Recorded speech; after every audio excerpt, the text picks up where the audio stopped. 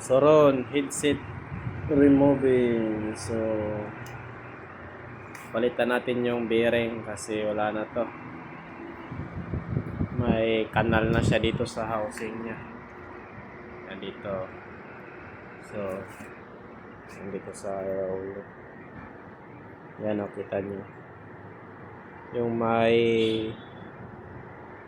yan o, klaro ngayon. So kailangan na siyang palitan.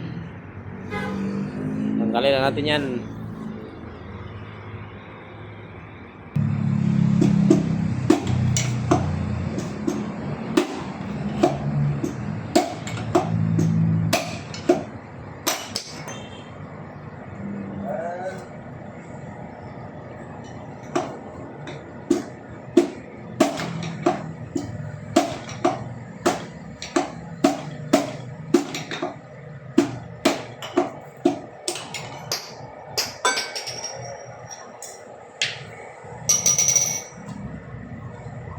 Yan, tanggalan natin.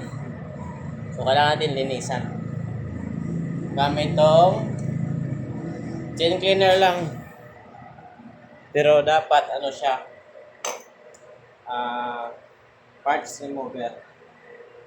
Pero chain cleaner, okay na to.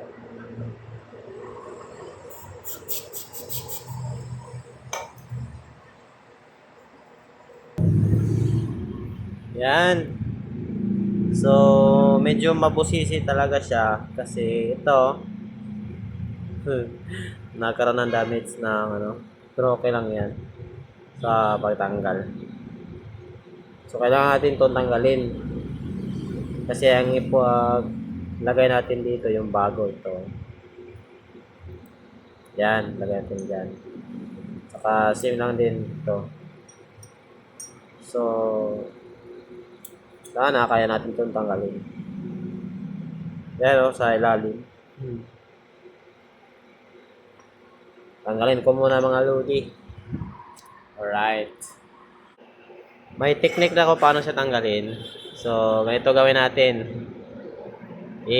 Pupukpok natin para magkaroon ng space dito, distansya. So, ganito lang. So, ayan. May agwat na siya.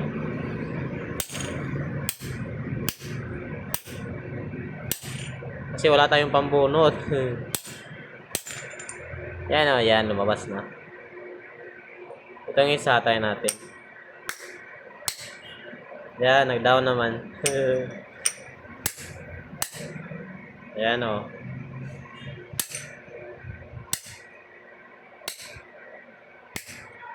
So, kita nyo, laki na yung space.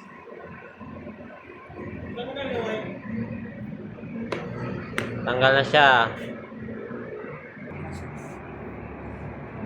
So, ito yung ginawa ko.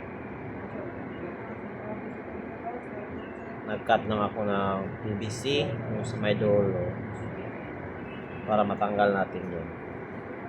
So, nilagyan ko ng tape dito, tapos pupok ko natin. Tanggal na siya.